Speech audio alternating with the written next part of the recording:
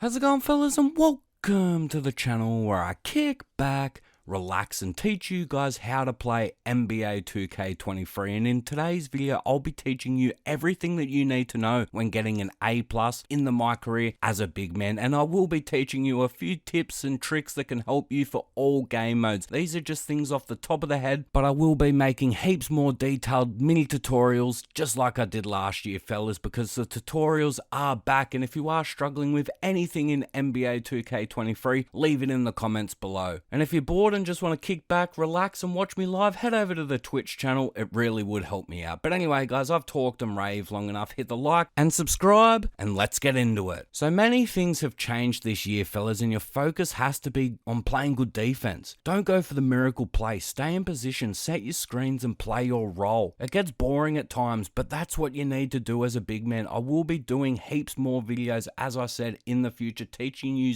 everything, going into detail for rebound, blocking shots, stealing the ball, playing zone, and everything in between. There's all sorts of stuff, and if you are struggling, as I said earlier, leave it in the comments below, because I will be making heaps more detailed videos in the future. So as I said, follow me on Twitch, hit the like button, hit the subscribe button. But anyway, guys, I've plugged my channels and my social medias enough. Let's get into it. So the first thing I want to talk about is screens. Screens are a great way to keep your teammate grade ticking over. It's not a lot, but if you do this pretty much every single play, it will keep adding up, and on lower difficulties it works a lot better because your players will actually make shots, because on Hall of Fame your AI teammates using the screen will always drive and make the wrong decision, but he will be open, he will just miss the shot. That's the problem with higher difficulties, but this works a treat on lower difficulties, fellas. So if you are on, say, superstar or lower, set screens over and over and over again. So what you want to do if you don't know how to set a screen is just stand at the top of the key, set a screen on the side with the least amount of players on it. So when you are ready to set the screen, just stand next to the player, facing the player or the person that you want to screen, and press circle. This will bring the AI around the screen. If you are a popper, this will leave you open a lot of the time, and I mean a lot of the time. Just make your shots and you will be fine for the most part. If you see the point guard trailing the dribbler, the pop is on. Either stand still or hit the open hash and hit X, and it's a wide open free. And if the free isn't open, they would have switched, and that creates a mismatch, which is perfect for you, and just dominate inside the paint. Post up, bully that point guard, and just have your way with him, pretty much, fellas. It's as simple as that. So the question is, when do you fade or when do you roll? And that's probably the hardest thing to get right as a big man when setting screens. Like I said, when the player trails the dribbler, the pop is on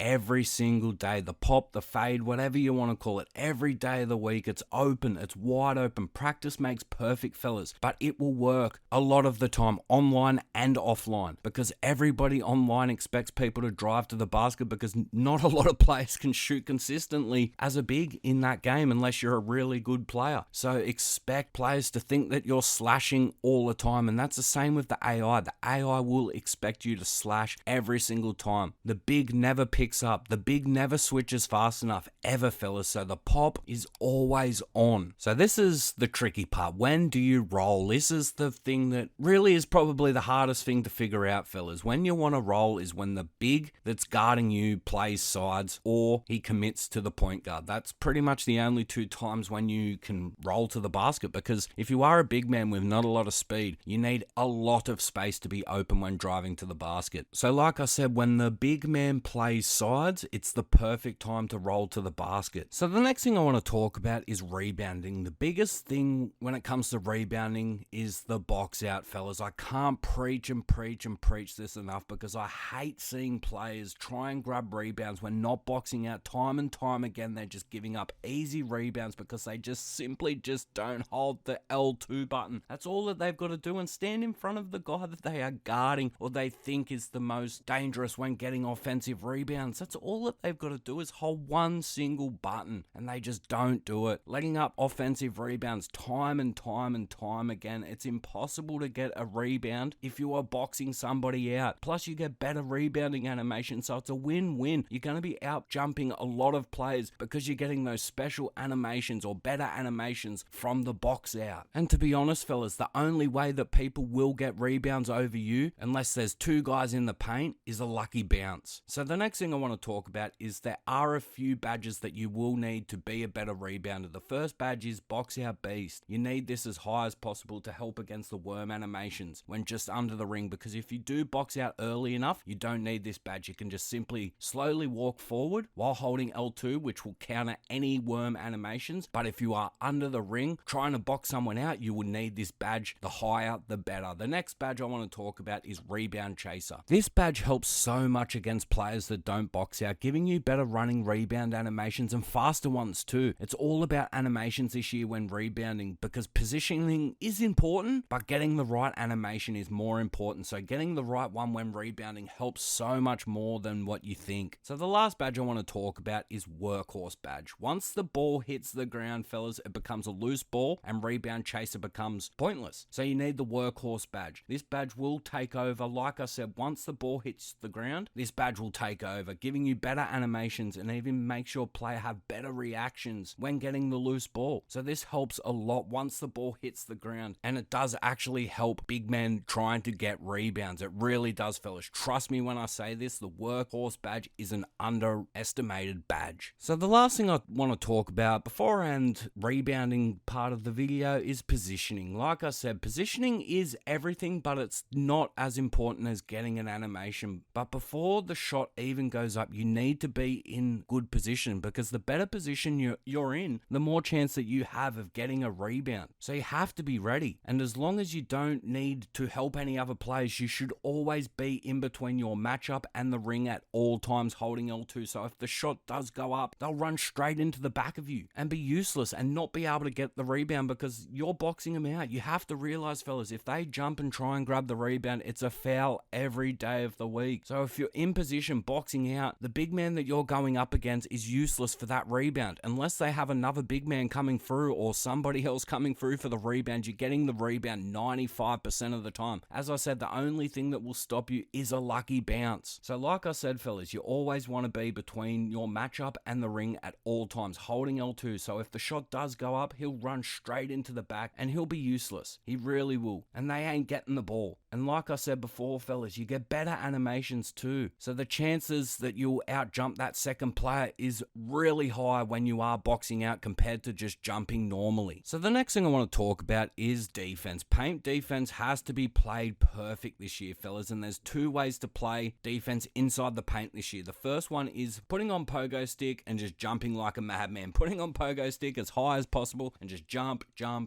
and just hopefully you jump at the right time to get the contest. Doesn't really take skill, but it is what it is, fellas. It's not the most consistent thing in the world, but it can work against smaller big men and players on lower overall. But for the most part, you want to do the second thing that I'm about to talk about, and that is hands up defense. You have to trust hands up defense this year, because if you don't, you won't get the rebound after the shot. There's a lot of times where you'll put up the shot or they'll put up the shot. You'll make a miss with a contest, but they'll always get the rebound. The only way to stop this is playing hands up defense, fellas. You play hands up defense, but you have to stay inside the middle of the body. If you're on the side of them playing hands up defense, it won't contest. You have to be directly in front of them every single time, because relentless finisher, that badge is so overpowered and it will go straight past you. They'll just go straight past you, fellas, with that badge. So you need to be directly in the middle of their body when you play hands up to get the strongest contest possible, because if you don't, they'll just slide past you every single time. And if they are in full sprint, fellas, hands up defense isn't enough. You must jump. So if they're at full pace, you don't want to play hands up, fellas. You're going to have to hold R2 and press triangle and get an aggressive jump and an aggressive block to try and stop the guys, because once they get the speed, hands up defense becomes useless. But when you are under the basket, hands up defense can be enough. As I said, you've got to be inside the middle of their body. Like, you need to be right directly in front of them, because if you're at the sides, fellas, this isn't going to work. You're not going to get a strong enough contest. And even when you're under the basket, when you play hands up, you always want to push the guy into the player shooting the ball. Don't just stand still with hands up. Push into him. Get the strongest contest you can, because this works a treat when under the ring. If they are trying to shoot up a putback shot, just put your hands up, up and push straight into them. If you hit the middle of their body, it's a miss every single time, and you haven't jumped, so you'll be able to jump and grab the rebound as well. This is how you play paint defense. You don't want to jump at everything. You have to trust hands up defense. So the next thing I want to talk about is there is a new block animation in NBA 2K23. So if you hold L2 and the left stick away from the ball handler and hit the triangle, you will get a new animation which pretty much puts both hands up in the air. This will stop players driving to the basket that are at full speed. This will help a ton, fellas. If you are trying to stop players dunking on you, this is the badge for you. If you have a high enough block and get this block animation, it is very hard for players to dunk on top of you. So the last thing I want to talk about just before I end defending is holding L2 when off ball helps a lot. Like I said before, boxing out helps a ton, but when you want to get off ball animations, you need to be holding L2, and then combined it with the off ball pest badge. It's perfect. It really is, fellas, because this is an underrated badge. People don't really use it that much, but it will stop players from gliding straight past you, and it is a must for a big trying to stop big men slashes, because when you're holding L2 trying to keep players out of the paint, if you don't have this badge, they just run straight past you without any pressure, and it's an easy basket. But if you are bumping them, keeping them close to you, you can put them under pressure as soon as they catch the ball, leaving you in better positions. So the off-ball badge, or the off-ball pest badge, is a must. It's just like clamps, but for off-ball. So the last thing I want to talk about before I end the video is just a few random things, making the corner cut to the basket for an easy dunk. So if you hold triangle, then flick the left stick to the player that you want to cut, they will cut and be pretty much open a lot of the time, especially on lower difficulties. They do sometimes stop it on Hall of Fame, but a lot of the time it's an easy dunk. And if it is covered and they don't get open, just fake pass. So when you're holding triangle, hit circle and you will fake pass. But trust me, making players cut to the basket helps a lot for non-playmakers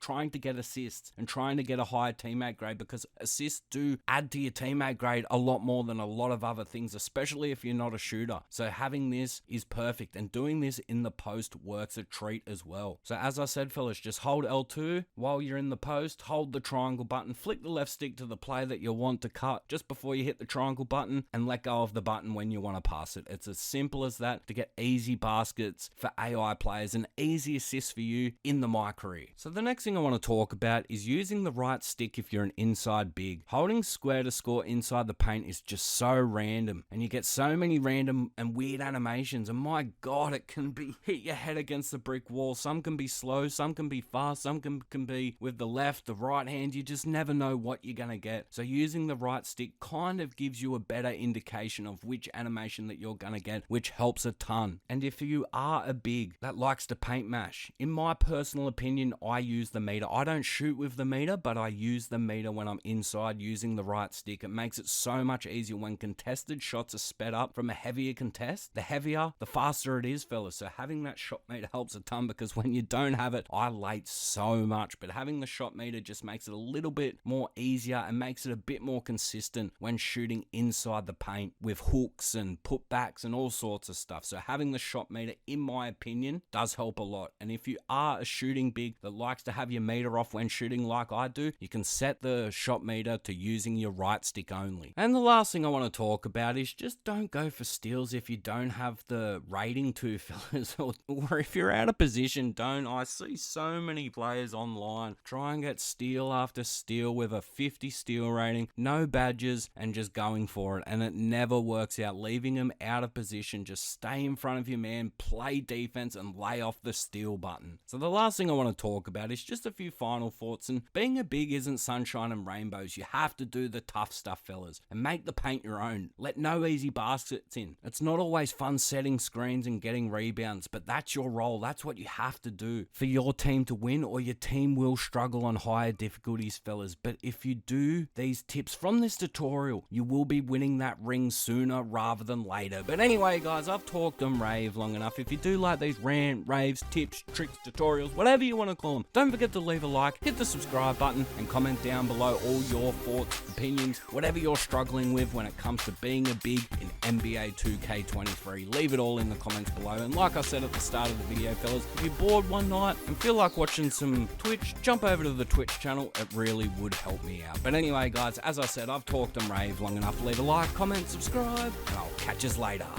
I'm out.